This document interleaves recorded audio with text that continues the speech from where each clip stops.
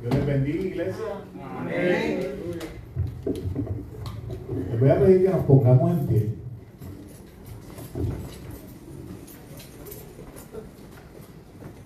Gloria al Señor, aleluya. Y yo no creo en las casualidades, Gracias, ni Señor. creo en que se para aquí a dirigir, está desconectado de lo que Dios habló en la clase o de lo que Dios está hablando o lo que Dios va a hablar a través de la predicación. Creo que el Espíritu Santo, si de la manera en que nos dejemos dirigir por Él, va a tomar control de las cosas y lleva las cosas como Él quiere. Y constantemente el escuchar a Cheo hablando de atadura y pedir liberación, es porque algo está sucediendo. Así que yo le voy a pedir a la iglesia que incline su rostro y que se mantenga en oración. Bendito eres. Ataduras pueden ser desde un hijo, un esposo, una madre, un padre, una adicción, un sueño, un ministerio. De la manera en que nosotros le damos prioridad a esas cosas en donde Dios se supone que sea prioridad, se vuelve una atadura, se vuelve un ídolo.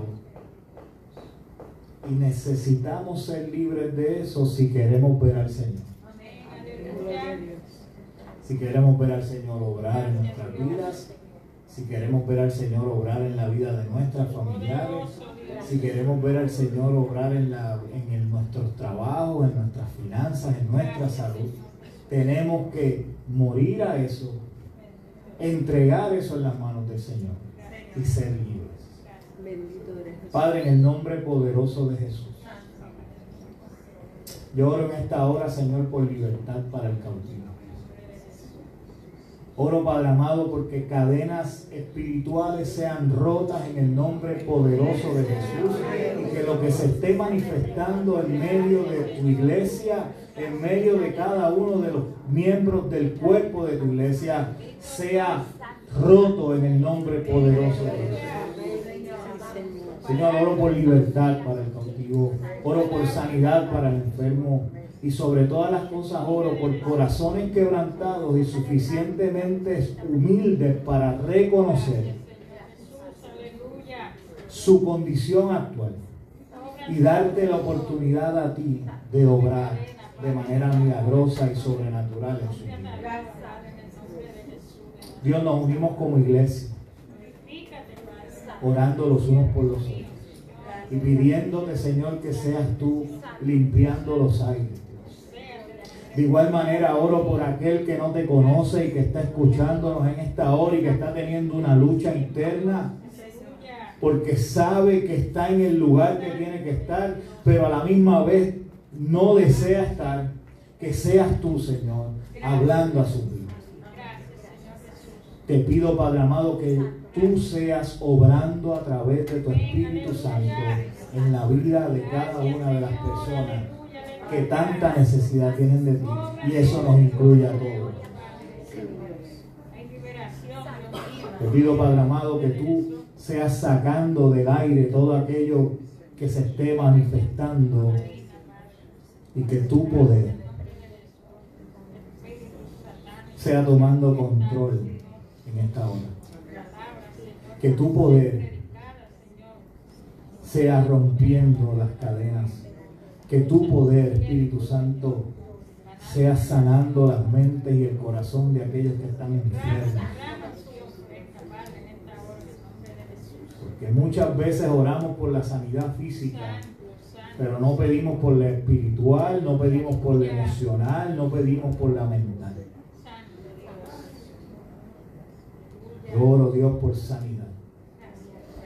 Oro, Dios, porque tú pongas vallado de ángeles alrededor nuestro en esta hora. Oro, Dios, porque tú cuidas a tus hijos. Oro, Padre amado, porque aquellos que han de ser salvos puedan llegar a este lugar y sus cadenas sean rotas. Oro por aquellos que puedan estar poseídos, para que seas tú echando fuera los demonios. Porque es en tu nombre que van a ser libres. Es en tu nombre que van a ser libres. Toma tu control, Señor, de toda situación en esta hora. Que podamos declarar victoria. Sí, mi Dios. En el nombre poderoso de Jesús. Bendito es tu nombre, Amén. Y amén. Manténganse en pie, vamos a leer la palabra del Señor. Y vamos a estar leyendo en los Hechos de los Apóstoles,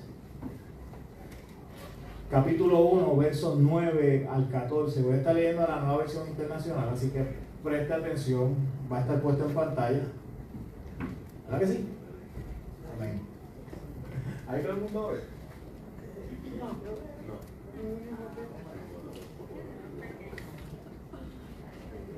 Creo que fuerte está el pastor. Ok. Leemos la palabra con la reverencia que ella merece, en el nombre del Padre, del Hijo y del Espíritu Santo, y permítale al Espíritu Santo hablar a su vida hoy. Amén. Amén. Amén. Habiendo dicho esto, mientras ellos los miraban, fue llevado a las alturas hasta que una nube lo ocultó de su vista. Ellos se quedaron mirando fijamente al cielo mientras él se alejaba. De repente se les acercaron dos hombres vestidos de blanco que les dijeron: Galileos, ¿qué hacen mirando al cielo? Este mismo Jesús que ha sido llevado de entre ustedes al cielo vendrá otra vez de la misma manera que lo han visto irse. Entonces regresaron a Jerusalén desde el monte llamado de los Olivos, situado aproximadamente a 1 kilómetro de la ciudad. Cuando llegaron, subieron al lugar donde se alojaban. Estaba allí Pedro, Juan, Jacobo, Andrés, Felipe, Tomás, Bartolomé, Mateo, Jacobo, hijo de Alfeo, Simón el celote y Judas, hijo de Jacobo. Y escuche bien, todos en un mismo espíritu se dedicaban a la oración, junto con las mujeres y con los hermanos de Jesús y con su madre María. Se pueden sentar, el Señor añada bendición a su palabra. Y quiero comenzar con una serie de preguntas.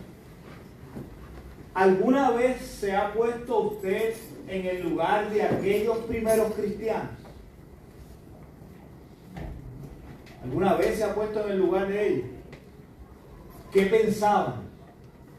No solo mientras caminaban con Jesús, sino cuando vieron sus esperanzas desvanecerse en aquella cruz. ¿O qué sintieron cuando luego de 3 días ese mismo que estaba crucificado allí aquel viernes se les aparece vivo, más vivo que nunca? ¿Y qué me dicen de este momento que acabamos de ver? ¿Se han puesto a pensar? ¿Qué debieron pensar al ver el Mesías prometido elevándose en las nubes, sabiendo hacia dónde se dirigía? Claro está. Y más aún,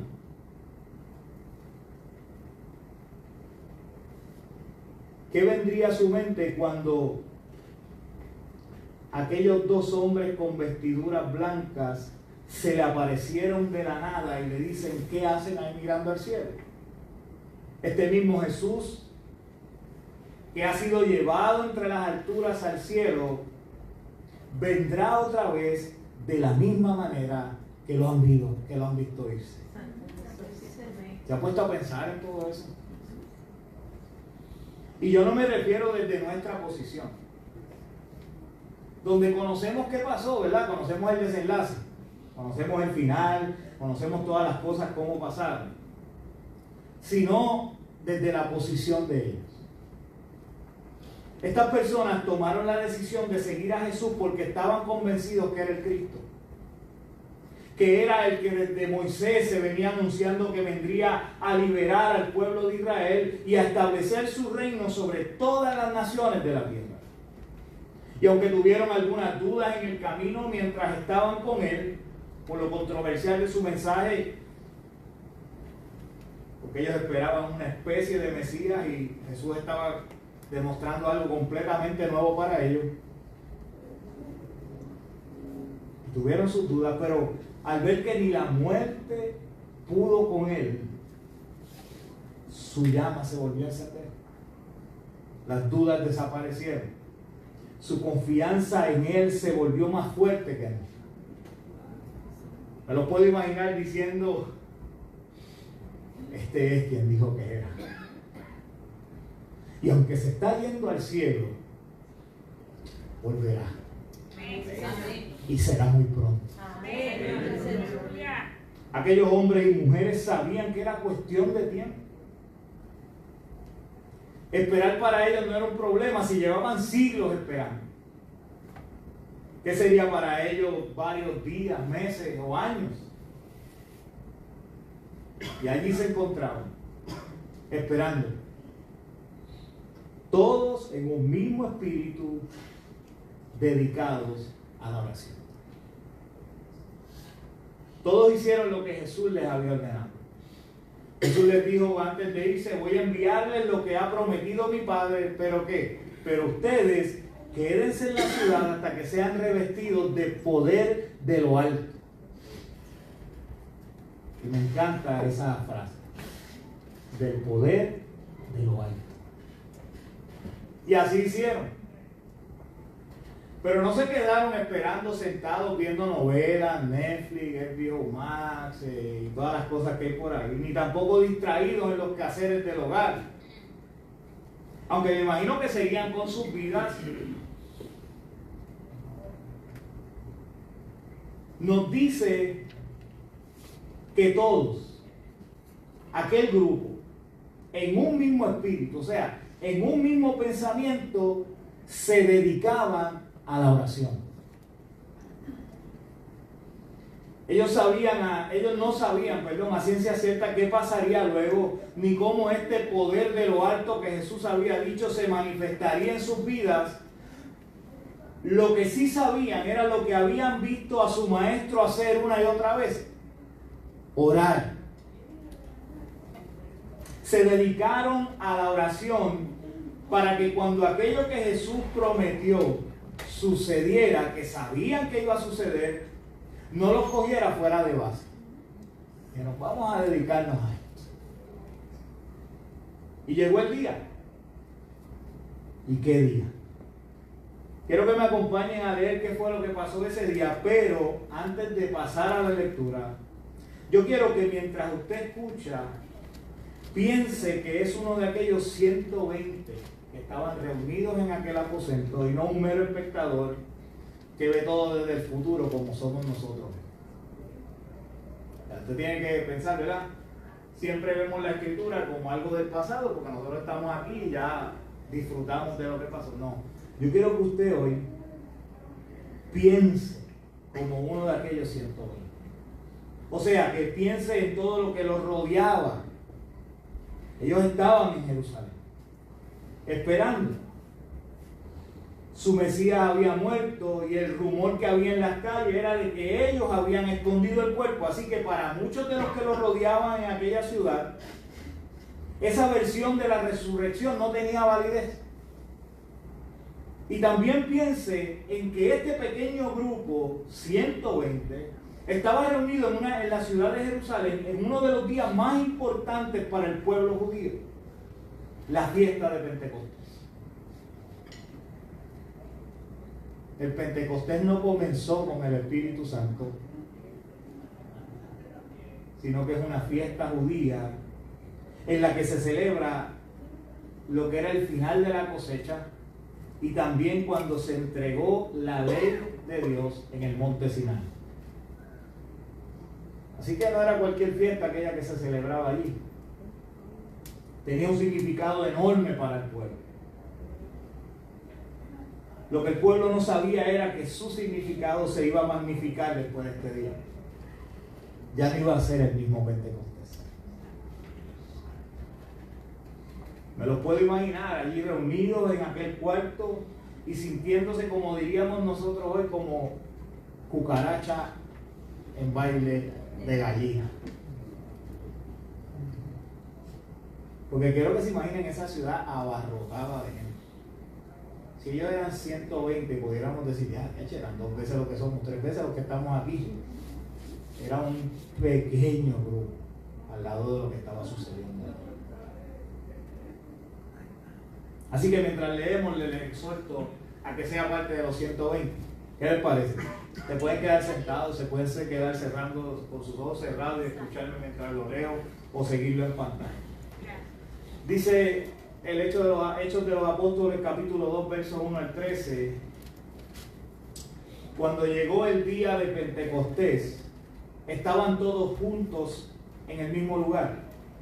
De repente, vino del cielo un ruido como el de una violenta ráfaga de viento y llenó toda la casa donde estaban reunidos. Se les aparecieron entonces unas lenguas como de fuego que se repartieron y se posaron sobre cada uno de ellos. Y todos fueron llenos del Espíritu Santo y comenzaron a hablar en diferentes lenguas según el Espíritu les concedía expresarse. Estaban de visita en Jerusalén judíos piadosos procedentes de todas las naciones de la tierra. Al oír aquel bullicio, se agolparon y quedaron todos pasmados porque cada uno los escuchaba hablar en su propio idioma. Desconcertados y maravillados decían, ¿no son galileos todos estos que están hablando? ¿Cómo es que cada uno de nosotros los oye hablar en nuestra lengua materna, en su lengua materna? Partos, medos y elamitas, habitantes de Mesopotamia, de Judea y de Capadocia, del Ponto y de Asia, de Frigia y de Panfilia, de Egipto y de las regiones de Libia cercanas a Cirene, visitantes llegados de Roma, judíos y prosélitos, cretenses y árabes, todos por igual los oímos proclamar en nuestra propia lengua las maravillas de Dios. Desconcertados y perplejos, se preguntaban, ¿qué quiere decir esto? Y otros se burlaban y decían, lo que pasa es que están borrachos. Y quiero detenerme aquí. Como bien les dije la semana pasada, creo que es de suma importancia que la iglesia eche un vistazo a su pasado, al comienzo, a las raíces, al fundamento, para no solo aprender de los errores cometidos, sino que más importante aún, imitar aquello que nos dio las victorias que han hecho que la iglesia llegue hasta donde hoy ha llegado.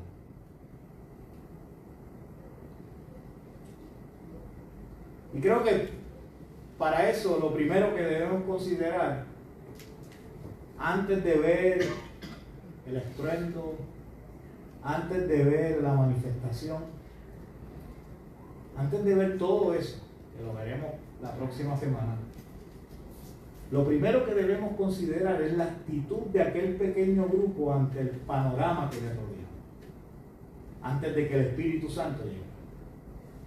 Un panorama difícil para ellos.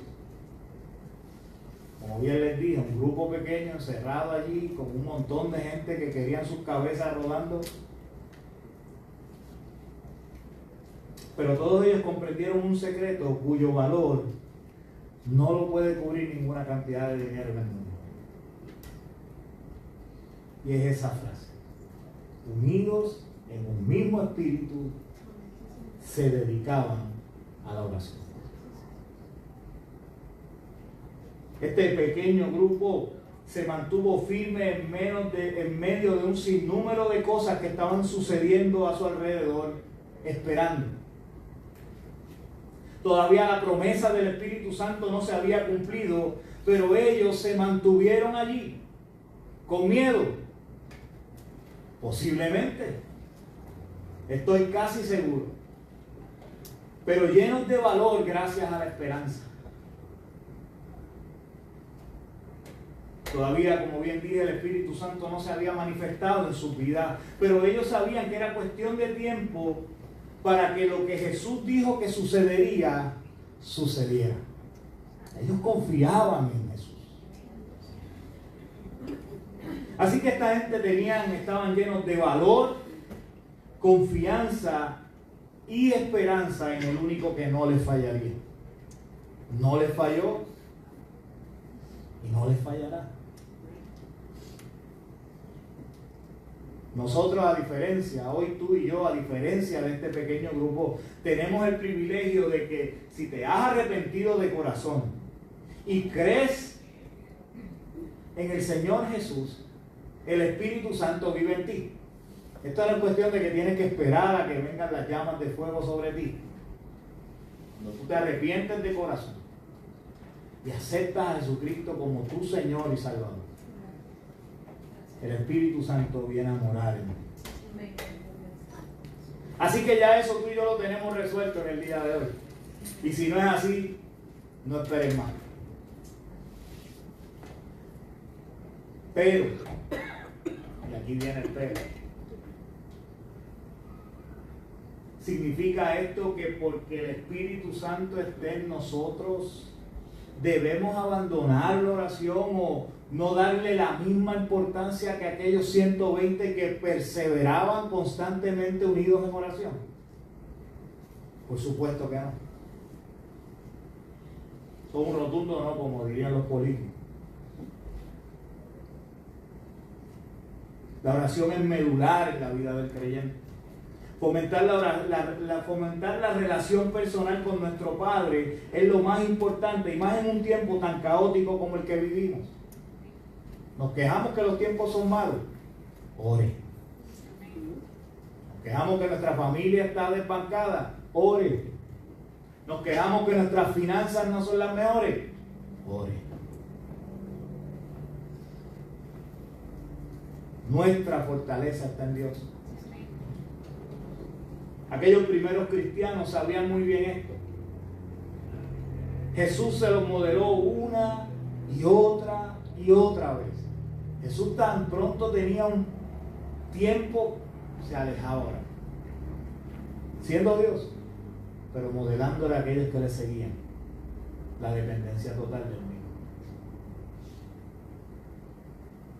Hoy tú y yo podemos ver cómo le resultó el vivir conectados al Padre en oración, pero aún así nos da pereza, como dirían las novelas. Somos vagos para esto. Es la palabra puertorriqueña. Nos da pereza en la casa, ¿verdad? Ya no nos arrodillamos. Y si nos arrodillamos 2 minutos nos paramos porque empiezan todos los dolores a atacar.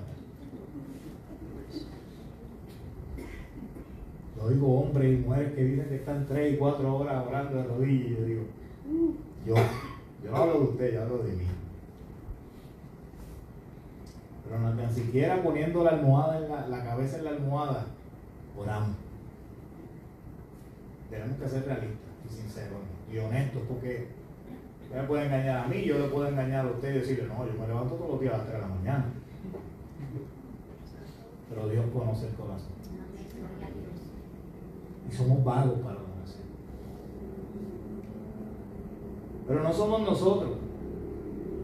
La iglesia en general en este tiempo ha abandonado la oración. Yo doy gracias a Dios por la Alianza Viva, créanme. Los miércoles el grupo de oración se ha incrementado. Es un 50% de nuestra congregación la que está asistiendo regularmente a los servicios de los miércoles. Tenemos entre 18 y 20 personas después que hicimos el cambio de no transmitir. No me había dado cuenta de cuánto miedo le tienen al teléfono prendido, pues ahora. O no sé si es que, espérate, ahora hay que salir porque ya no estoy en casa viendo. Pero ha crecido el grupo.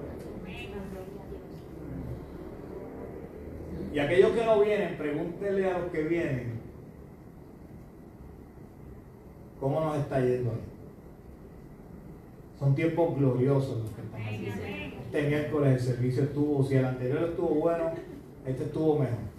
Y yo sé que este miércoles va a romper nuestras expectativas. Pero hoy día escuchamos a muchos hermanos, pastores, líderes de iglesia decir que no ven la necesidad de los cultos de oración. Es más, muchas iglesias han eliminado de su programa semanal los mismos, ya que no hay la asistencia esperada. Frustración les cae a los pastores y dicen, no, vamos a eliminarlo, si la gente no está viniendo es que oran en las casas. Pero yo les digo algo, mis amados. Así seamos dos los que nos presentemos al culto, yo pienso que dos orando por una iglesia es mejor que ninguno. Así que aquí no se van a cerrar las puertas, ni se va a eliminar el culto de oración. Que lo haga el que crea que tiene una fórmula diferente para alcanzar santidad, madurez espiritual, conexión, intimidad con Dios. Si tiene otra fórmula, amén, qué bueno. Pero yo, según veo la palabra, no hay otra. Los primeros cristianos sabían de primera mano el poder que tiene la oración. Sabían que su mayor fortaleza era la unidad de espíritu en oración. Así que tenemos que volver al principio. Todos queremos lenguas repartidas, ¿cierto? Todos queremos que vidas escuchen las maravillas de Dios en su propio idioma. Todos queremos que el cuarto se nos llene de vientos recios y que haya estruendos que llamen la atención de multitudes. Todos queremos eso. Pero para que esto suceda, tenemos que volver a la búsqueda de Dios en oración. Amén. Tenemos que perseverar en la oración. Tenemos que mantener la unidad en oración. Tenemos que como iglesia orar. El Espíritu Santo ya mora en nosotros y con esto termino. Qué privilegio, ¿verdad? Dios mismo viviendo en ustedes.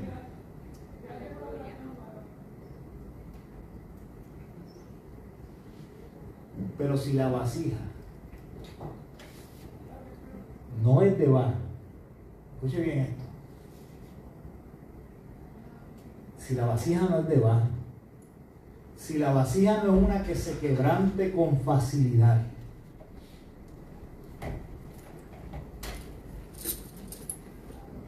si la vasija no es una que sea sensible al toque del alfarero, el poder que porta esa vasija adentro nunca se va a manifestar. ¿Me entendió?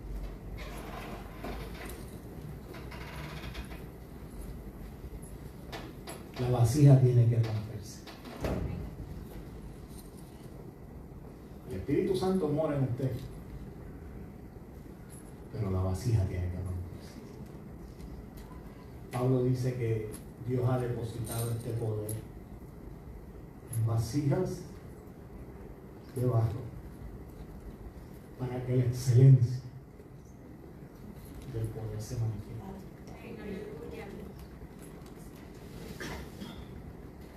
Y no son casualidades esas palabras.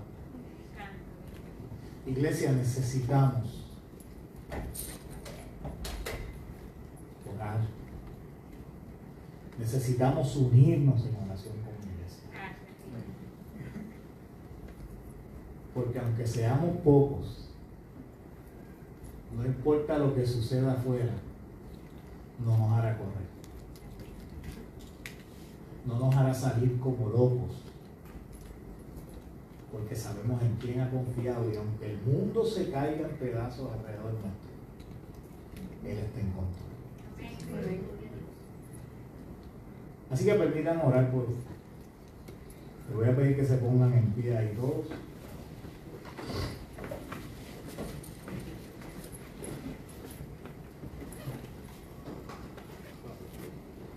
La presencia del Espíritu Santo en el creyente cambió la historia y Y lo veremos más adelante, todas las cosas que suceden luego de ese gran día de Pentecostés. Pero no dejemos de mirar atrás. No dejemos de pensar en la actitud de aquellos hombres y mujeres que recibieron el Espíritu Santo, porque sabían en quién habían creído, porque sabían que Jesús no les iba a fallar. Unos podrían decir que su obra evangelizadora era pensando en que ya Cristo estaba a la puerta y amén, vivieron todo el tiempo como si Cristo viniera ese mismo día. Pero yo creo que más allá de eso era la necesidad de decirles y comunicarles a todos lo que ya ellos portaban: salvación, vida eterna en Cristo Jesús.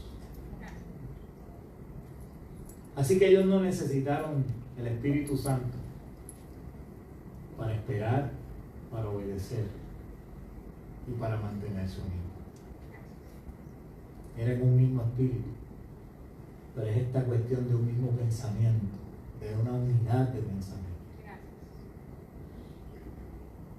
Y lo he dicho una y otra vez, de la manera en que la iglesia se manifieste unida ante un mundo que está observándonos, es que van ellos a comprender que Jesús vino a salvarlos, que Dios envió a su Hijo a salvarles.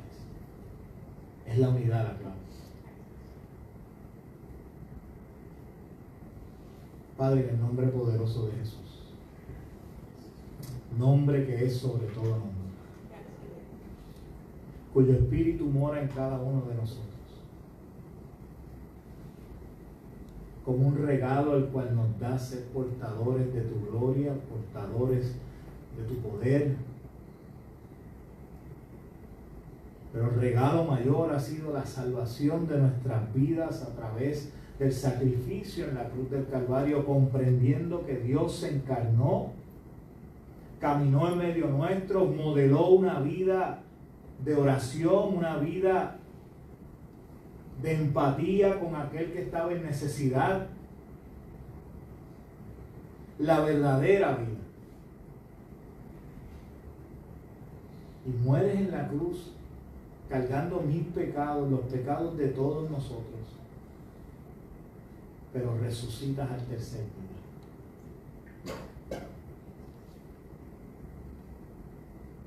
Y ese poder que te resucitó a ti de los muertos, hoy vive en cada uno de nosotros. Y cuando uno habla de poder, uno piensa tal vez en los cómics de superhéroes, pero lo que vemos es que es la manifestación tuya en nosotros.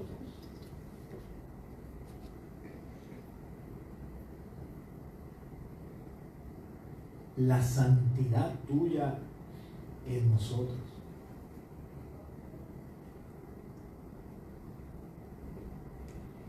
Y nos comportamos sabiendo que tú estás en nosotros como los más viles pecadores una y otra vez,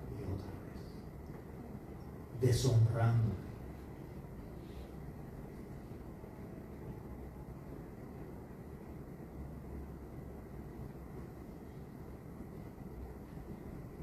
Señor, gracias porque a través de este sacrificio en la cruz del Calvario el velo se rasgó y hoy podemos acercarnos en oración a ti.